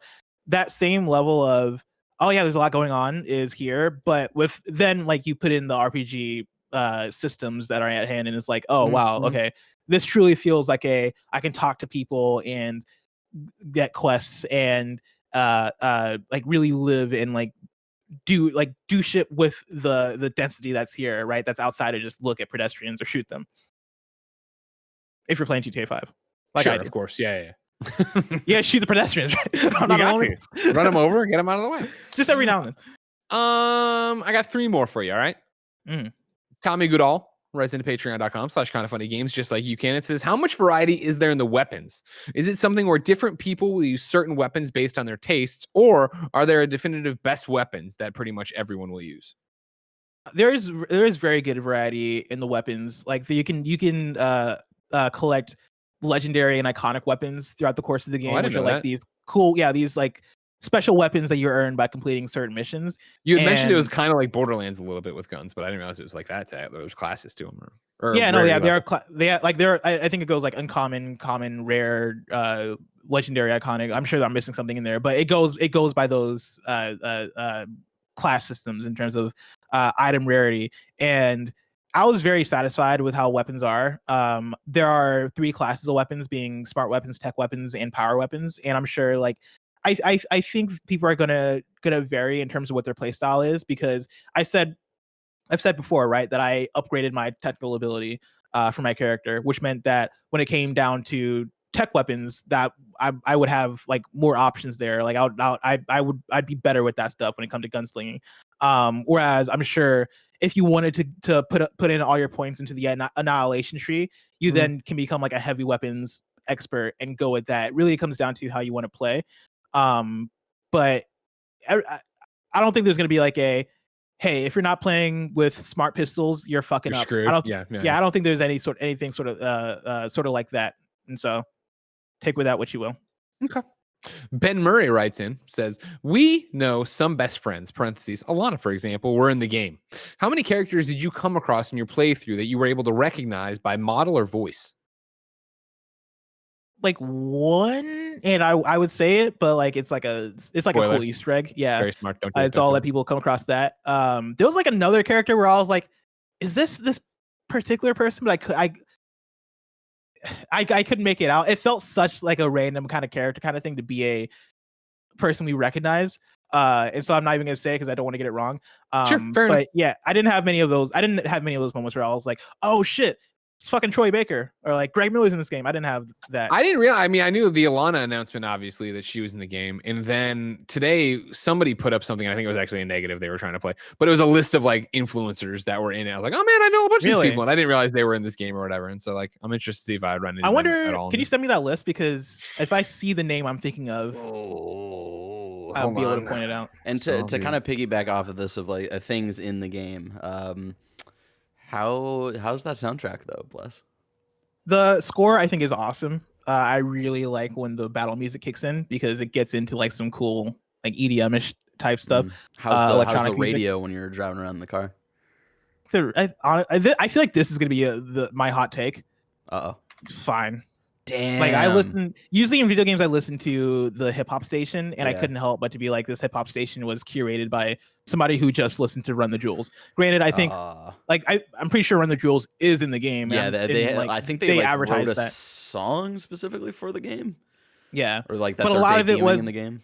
A lot of it is like obviously it's Cyberpunk, and I think what they're doing with some of the music is like, hey, we're going for a specific. This is the vibe of Night City, and so Night City likes this specific type of hip hop that is like hard hitting and like big lyricism, but also like big beats, and like they're writing the beats in a certain way, and like I'm listening to it and I'm like, this is whatever, man. Like, give me a soul sample, give me some Chicago rap. I don't know, this ain't my jam. But like the score itself, I think is really good. I'm trying to find it for you, but it's just like needle in a haystack of this because I don't think it was somebody I followed. I think it was like I saw it. And now it's just I'll also say, to the benefit of the radio music, I did notice a lot of original songs that I thought were cool. Like there's certain songs where it is like songs that are singing about Night City, right? And it's like it felt almost like you would listen to Empire State of Mind by Jay-Z, and it's the song about New York. It kind of felt like that a little bit for Night City, which I think is a really cool thing. Yeah. Final question, Blessing, comes Go from Joseph Barker. Mr. Barker writes in and says, is there anything in the game that surprised you? I'll give a couple. I was a bit surprised by how much it didn't feel like I really had like big choices in terms of dialogue in the main story. I was expecting way more of that for a game that feels like it is going for being an RPG. And so I was a little bit surprised by how much of that wasn't there. And it feels like it's trying to be it's going for the RPG-ness in other ways that I respect, but I would have liked for a little bit more of in dialogue. That said, another thing that surprised me was the ending and how conflicted I feel about it, but also how like my feelings have changed over like just the last couple of days having finished the game. Like I went from being like a man, how like what a fucking like bad like fucking downer of an ending to now being like sleeping on it and thinking on it and being like, man, maybe that was like way more touching than I gave it credit for. Like the ending moved me in a way that I didn't expect. Like it kind of went for it. And I know there are probably like a number of different ways that your story can end depending on like the choices you make and who your V is. But for mine, I was like, the choices they gave me and the final choice I ended up making was a choice where I was like, I truly felt like, all right, my V would probably say this specific thing, and I was at peace with my choice, and it was somewhat of a downer of an ending for the specific ending I got, and I was kind of like, at first I was like, damn, what the fuck, but then but sleeping on it, I'm like, all right, I'm at peace with it, I'm cool with it, which was not a feeling I was expecting to have. Oh man, fuck! I can't wait to play this game. Win, lose, or draw. Where are your expectations at now? Having seen reviews and I've been talking. My expectations, my expectations, I hope are set correctly. It sounds like it's a great open world RPG. Yeah, it doesn't sound like it's revolutionary. I think that's where people seem to be having a breakdown with it. Disconnect, disconnect. Thank you. Of just like I never expected it to be the end all be all. It sounds awesome so far from everything. That's what I told Jeff Grubb when I tweeted his review and said, I don't think a 3 out of 5 review's ever gotten me so hyped for a game. Because Jeff makes a great review of like, here's what I expected from it based on how they've sold it. Here's what I got. This falls short of that. But I can see why people are gonna have a great time with it. And he writes a review that sounds, yeah, I want this. I want to play all this. I want to go do this. And even talking to you, I like the idea that the main quest is just a more glorified side quest. Like it is about existing in this world and going off and making relationships with people, and they make a phone call to you and you like them and you go help them, kind of thing. I can't wait. Yeah, I'm excited. I'm excited to talk more next week. Next week, ladies and gentlemen, of course, there'll be another PS I Love You, of course, the final one of the week. But more importantly, there will be a Kind of Funny Games cast. That's a whole bunch of us coming together to talk about what we've done in Cyberpunk so far. Blessing. Greg. The show's still not over, and we got a post show to do. But before we get out of here, what do you got for me? I got a few PlayStation updates, starting with Neil Druckmann. He's now the co-president over at Naughty Dog. Of course, he served as the vice president of Naughty Dog for almost 3 years. Alison Mori and Christian Geerling are the new vice presidents of Naughty Dog. Mori was the director of operations, and Geerling was the co-director of programming. And if you're wondering, what does this mean for Neil Druckmann? Is he still going to be involved heavily in the creative portions of the game? He tweeted out when this news came out, and he said, quote, "Oh, and I'll still be directing and writing while helping to mentor the next wave of creators." Exciting Yay! stuff. Good for Awesome. you, Neil. Congratulations. Good for you. Congratulations. Number 2, Kratos is in Fortnite Chapter 2, Season 5. This comes from the PlayStation blog, where they write, "Among the first figures to arrive beyond the loop is Kratos. As Kratos, you may have taken down Valkyries of ages past, but now it's time to fight a battle that will shape the future on the island. Join the hunt to make sure no one escapes the loop." And I know, Greg, you've been very hyped about this Kratos business. I've been using Kratos in Fortnite. That's my skin, man. That's my skin now. What do you? Are there going to be more PlayStation characters in Fortnite? Do you think? Should we expect Nathan Drake? Not soon, but by the end of Fortnite's run, of course. Yeah, you'll have Drake by then, I think, for sure. I think now it's all eyes on Chief, right? Is that going to be Thursday Game Awards? Or are they going to do that before then? Do you expect anything PlayStation centric at Game Awards? Like, do you think there's a possibility of a second character, or do you think it is going to be just an announcement of like multiple different characters from different universes and IPs coming in? I think it'll be, if anything, my money, Donald Mustard, I've talked about this before, said that this is going to be the season that changes Fortnite or whatever, and that he would have stuff at Game Awards. I think that the fact that Kratos came out on his own, just out of the blue, means that you would put Chief out before then, and then maybe, you get out and announce the big things, because, there's been so many different looks and people digging into the back end to find different things that they're extrapolating. Could mean Terminator, could be one of the hunters from Jurassic Park, could be a million different things. It's going to be fascinating to see what it is. I think if you could do a trailer that showed multiple of those, it would hit in a way that just Chief wouldn't. And why would you spotlight Chief when you didn't spotlight Kratos? Unless it was that Kratos gets another trailer where he meets Chief and that's the moment. Mm-hmm. Very excited for Game Awards to see what. I'm glad to be in a place where I'm excited about Fortnite announcements again. Because like I'm being into Fortnite in like 2018 during that summer, like very heavily for like 3 months, and then being like, cool, I had my time with it, and then falling away. I see all these announcements and stuff, and I'm like, all right, cool, what's going on in that game? But I never have the context to like understand. Like Sure. When Chapter 2 first started, right, or Chapter 1 ended, and the game was offline, I was like, wow, that's a really cool thing. I'm not playing the game anymore, and so it doesn't really affect me. Now that I'm back in the game, it's really cool to be like, oh yeah, what is going to be the thing at Game Awards that I'm gonna get? Yeah, I can't wait to see. Play. I can't wait to see what they have for this. Yeah, very exciting stuff. Number 3 for PlayStation updates. What is happening with Astro? I'm pulling from Zarmina Khan at PlayStation Lifestyle, who says, asked by Edge magazine if Team Asobi is considering making an expansion or sequel, designer Nicholas Doucette said that there are currently no plans for either, but didn't rule out the possibility. Quote, if the character has popularity, and if it proves that people are really having fun, an extension or sequel could be one avenue to follow, said Doucette. But at the same time, in Team Asobi, we're always trying to come up with ideas from technology. And so there are a lot of things we want to try and do around the controller. And as we make these prototypes, if one of them turns out to be a game idea in its own right, it could end up being a new direction, and we take and we'll run with it, end quote. Greg, what's going on, Astro Bot? This is a fucking lie.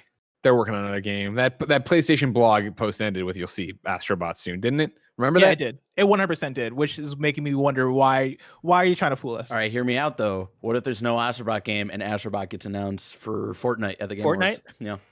Good enough. I'll take it. That actually Give me that sounds double really jump. exciting. Yeah.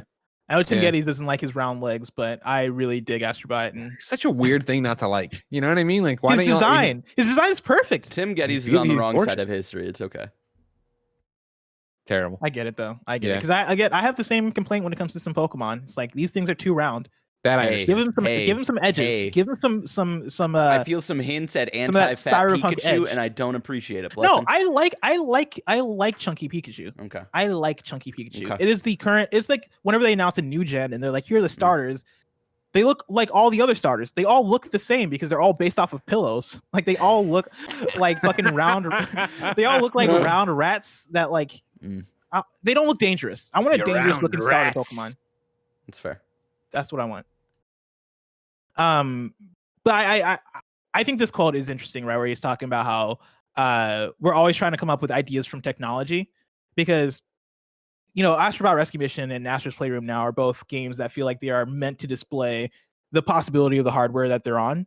And part of me has wanted them to just make an Astro Bot game, like just go for it and like make Crash but Astro Bot, right? Like separate yourselves from needing to be a PlayStation Tech demo and do your own thing, right? Even if it is Astro Bot Rescue Mission, where Rescue Mission's whole thing was being a VR game, right? And so that felt like it worked as its own standalone thing, while also displaying how cool the DualShock in conjunction with the VR headset could be.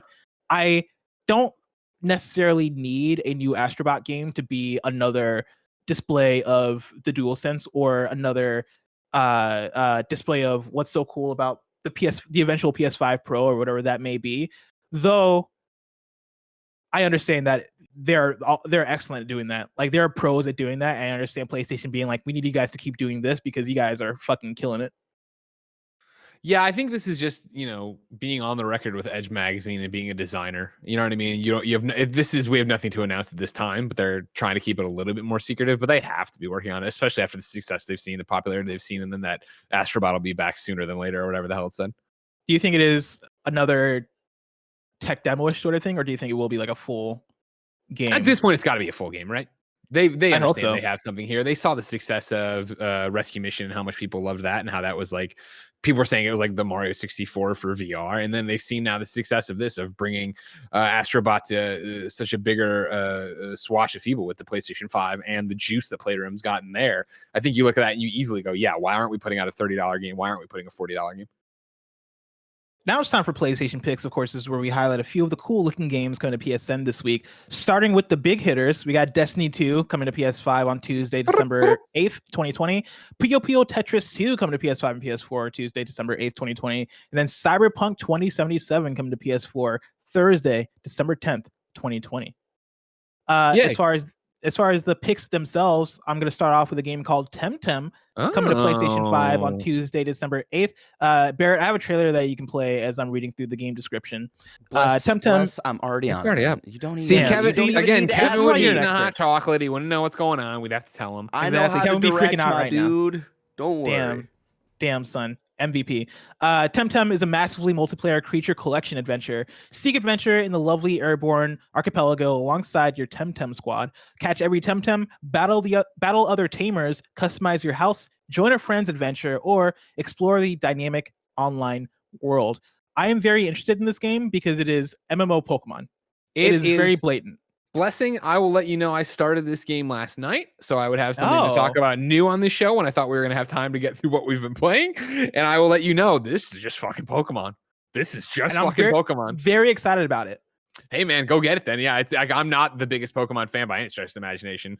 The latest one, which escapes me on Switch, is the one that I've put the most time into ever. Sword and Shield. Yeah, that I rolled credits on. And so like jumping into this, I had heard, Temtem. I'm like, why do I remember that one? And it was like, you be a trainer or whatever, a tamer. And I was like, oh, right, this is the one people say isn't a Pokemon knockoff. And then I started, I was like, oh my God, it's just Pokemon. It's like, so you know what Pokemon. I mean? Like, You wake up, the gameplay right now, it's like, bro. I put in my character name. I customize them. I wake up in my house. It's my mom. She's like, you're leaving today. I run into the professor and my rival. The professor gives me takes me to the professor's house. There's 3 different Temtems for me to look at. Which one do I pick? They all have their different things. I pick them. I play them. He gives me these cards that are the Pokeballs. You see them right there in the trailer. And then he's like, all right, cool. Go, meet us up north or whatever. So I run around town and I run out into the tall grass and I'm getting attacked by other Temtems and I'm fighting them and I'm learning about it. And it's like, right now I am seeing other players in my world, but I haven't interacted with them yet. I'm like literally 30 minutes into this game. Like, you know what I mean? Like 45 maybe. I don't even know. And because I was doing stuff last night while I was tinkering with it. And then right before this, I played like maybe 5-10 minutes of it, a couple of battles. And so I haven't run into actually where I can team up with other humans in it, you know, because it is, you know, MMO or whatever. Like you're online with all these different people. But if you've been waiting for a Pokemon to come to PlayStation, this is it. Early access this week. You just still pay for it, but a whole bunch of stuff in there and content. No trophies, of course, because it's early access, I assume. Yeah, I'm really excited to try this one out. I know it's out on PC, and I looked it up and it seemed like people enjoyed it fine. And so I'm hoping that I'm able to play it and appreciate it as like a Pokemon straight up clone. Hey, you won't bring it to PlayStation? We'll just make it. We'll do it ourselves. They'll have these. We'll team up Gauntlet. with Crema and they'll bring it over. Also coming to PlayStation this week, Haven is coming to PS5 Thursday, December 10th. U and K have escaped to a forgotten planet, leaving everything they know behind, or everything they knew behind. When I say U, that's the name U. So why U and K? Because as I read that, for some reason I confused myself and I thought I was saying like U. I'm doing K, and I was like, I'm doing it. Whoa. But yeah, U and K have escaped to a forgotten planet, leaving everything they knew behind. Play two lovers at the same time as they settle into an unknown world. Explore the planets, looking for parts and material to fix your ship and make it a cozy home. Enjoy moments of everyday life as a relatable couple while cooking meals, crafting, and collecting precious resources to make it to the next day. I remember watching the trailer for this one a while ago and being like, yo, this looks fantastic. I want to try it out. Yeah. I have it downloaded. I have this and Temtem downloaded. I have not gotten around to them because I've been playing Cyberpunk, but I want to. I did the classic move of, oh man, I'm going to play all these games and talk about them on the podcast, right? And there's two games I started at playing, and then I looked at the embargoes. I was like, fuck, the embargoes don't line up with PS I Love You. So I did. Yeah. Haven's been sitting there because it came. I've had, again, the review embargo lifted last week for it. It's been sitting there. It's a Kind of Funny Game Showcase alum. It looks great, but yeah, I haven't started it. That's where I saw it. Kind of Funny Game Showcase. Mm-hmm. Yeah. Don't forget. Blessing. Greg. Believe it or not, we have a brand new segment called hashtag PSILovePhotoMode. This, ladies and gentlemen, is where you go to Twitter. You use the hashtag PSILovePhotoMode. I guess you could do Instagram too, maybe. I haven't been looking there, though. Yeah, keep it to Twitter. Hashtag PSILovePhotoMode. We give you a challenge each and every week. You go do it, and then we showcase our favorites. Blessing, your challenge was last week. You picked Death Stranding. Do you want to show me what you've picked as winners? Yes. Barry, if you can do your thing, you can show the first runner-up here. Shout out to @OrvilleScott3 on Twitter. I appreciate when you guys listen, right? And when we first introduced this segment, I mentioned that I'm very big into vertical shots for photo mode, and you guys did not disappoint. If you look here, right, Orville here basically did like a movie poster, because with the photo mode, they have fun stuff you can do with that, and it is like this silhouette-ish image of Sam. His name is Sam, right? Yeah, Sam Porter Bridges. Come on, did you even play this game? Sam, all the names in the game are ridiculous, and so like as I said it, I was like, "Or wait, what's his name?" Normal of a name to be in this that game. was too normal of a name. There needs to be some kind of pun about America or porting things. But you can see Sam basically making his way through snow. This definitely has a like shadow of a Colossus vibe to it with this poster. Oh yeah, I could see that. Yeah, and then you have the text "Tomorrow is in your hands" and like the movie. It basically is stylized to look like a movie poster. And so I really appreciate that artistic take on a photo mode shot in this game. Barry, if you can go to runner-up number 2. This one comes from, let's see here, @Cole 7675950. Cole here has this nice landscape shot of basically just the land, right? It's the grassy area. One of the things I like about Death Stranding is the art style.